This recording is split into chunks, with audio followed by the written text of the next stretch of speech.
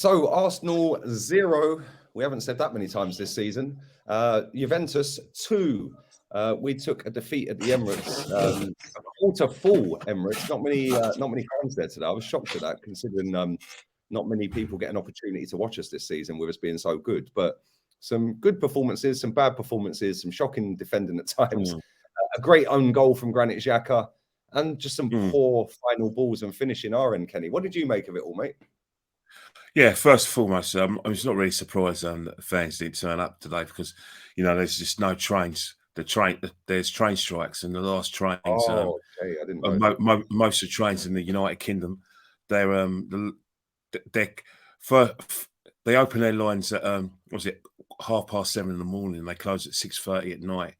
So by the time the game finished, there was no trains anywhere. So it's highly likely people who drove or people who live around the area would have just got there by buses or anything. So it was not a coincidence that it was only a quarter fill, and it's the World Cup as well. It was the timing's wrong, isn't it? Even though England are not there, people doing their kind of we want Messi to win it, and we want Mbappe to win it. So I think people in general are Arsenal ready. That's the impression I'm getting anyway. But in terms of the game, because go on, mate, go on. No, so what you're saying, yeah.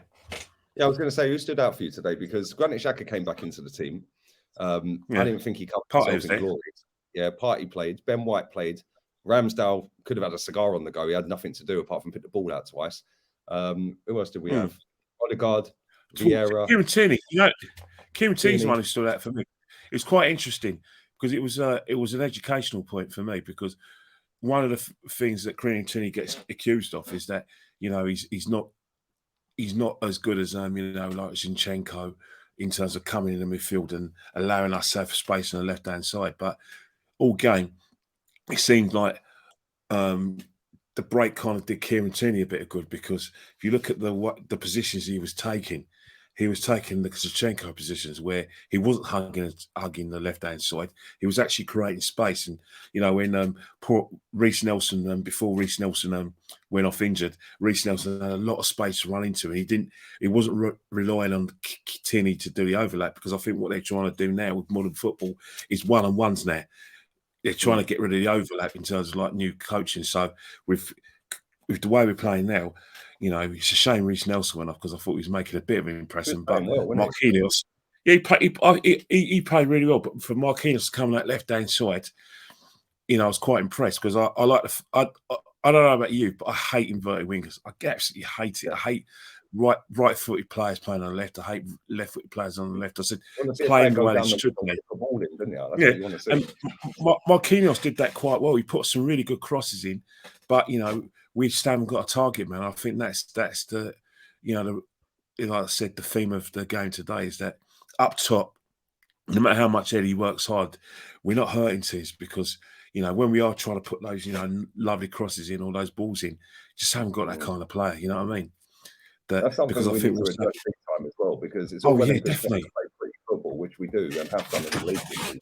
But when we have to go a different route and they're making it difficult, which we know, listen, Italian teams, whether it's their B team, their C team, whatever it may be, we know they know the art of defending, Kenny, right? And they sat 100%. So deep, and they cut all the passing angles off, which is why they made us cross the ball. And the reason they did that is because they knew we've got dwarfs up front. All of our players, attacking players, are short players. It played into their but the thing about it, right, is that I blame, as I said before, like tiki-taka football. Everyone wanted to play like Spain, Arsenal included, after they were very successful with those 3 tournaments between 2008 and 2012. And I think what we're seeing now is that we're trying to go back to the traditional way of playing, like going on the wings. And I think if we're going to be putting those crosses in, we've got to have people who can attack the ball. Because you're wasting any Nketiah's time. You're putting those little crosses in, what Marquinhos was doing and Reece Nelson trying to do. Because any Nketiah, he likes a low cross because he's got quick movement in the box. But in terms of like holding the ball up, that's not what he's about. And that's not how we've been playing for the last few years. And as you said, Juventus had it easy. They had no problem letting us have the ball in midfield, because Odegaard had loads of space to work into. So did you know, and Fabio Vieira, who's, you know, who looks like he's going to have a lot of say in the new year. So that part of the game I'm really pleased with. But as you said, the end product is a worry because of the way we're trying to play. That's why I've always said, even though Jesus is, you know, injured now, even when he was fit, I was never really happy with just having him and someone else. And I'm always saying that we need a different type of striker. And that's why everyone's talking about Ivan Toney, because he can give us that hold-up play and he's good in the air. So that's something that we really got to give some thought. You know, if we don't buy a striker who's the same as Jesus and Eddie, we want someone with a bit of difference alongside them. So if we do change the way we play, you know, we want to go by that to play with target man, then we have that kind of player. Because you know, all that good work counts for nothing if we're not we haven't got someone who could who thrives on crosses. Exactly, and some of the crosses we put in today were unbelievable crosses, 6 to 10 yards out, perfect, splitting the goalkeeper. It's too far for him to come, but it's too close for the defender. Everyone's trying to change body shape, and that's where you need your big target man, or just somebody who's on their toes. And there was one. Eddie and Ketty weren't even anywhere near the box, and it was like, come on, man, like, you know, is this just like, listen, well, I don't want to get too negative about it. It's a friendly at the end of the day, but we've got West Ham coming up in 9 days' time, Kenny, right? And if we play like that against West Ham, I don't care how crap they've been this season, they will beat us. Because that was a poor performance today. I think the thing with there's going to be certain games in the Premiership we're going to get away with the way we're playing because, you know, teams are not really that kind of great defensively. They will tend to, you know, try and play passable. But against teams who can defend, who love rough and tumble, then we could struggle. You know what I mean? But I think the pre-season games are all about getting people fit. It was all about getting Xhaka back to Premiership fitness in line for next week. The same with not so much Martin Odegaard, but same with Partey as well. Because if you look at our important players this season, Great Jack has been getting a lot of headlines. Partey is our team. Both those lads. Yeah, both those lads were in the started for their countries in the World Cup. They played every like group game. As group game, obviously, Granit played the second run against Portugal. Obviously, forgettable. But what's happening? They haven't just played intense games which had something on it. They also had intense training in order to play for those games. So, in terms of like, we need to get them back to playing the Arsenal way now because they're so used to playing so different for their countries.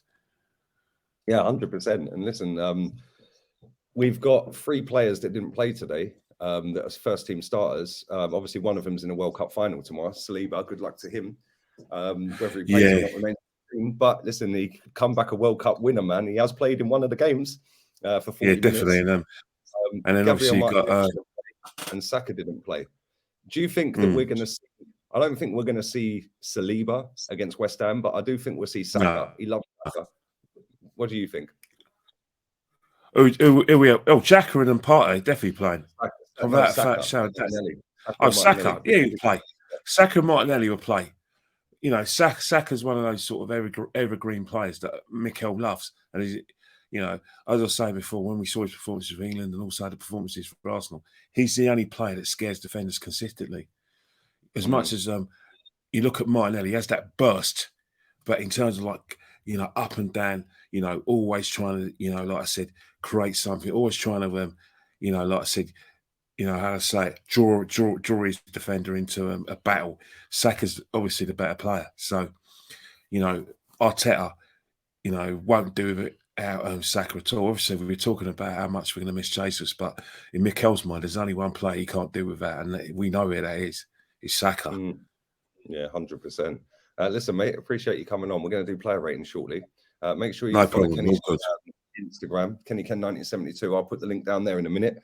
And keep your eyes peeled for Jez and Matt's fan cam. And check mine out after this one. It's already out. We're out of here, people. Make sure you subscribe to the channel. Check out all the links. Subscribe to the second channel as well. I'll be uploading on that from January. So go and check that out. If you want to be an editor or help editing, stick your portfolio into the email address down there, leagunnermk82@gmail.com. And yeah, man. And I'll get back to you all on Monday. So yeah, we're out of here, people. Adios.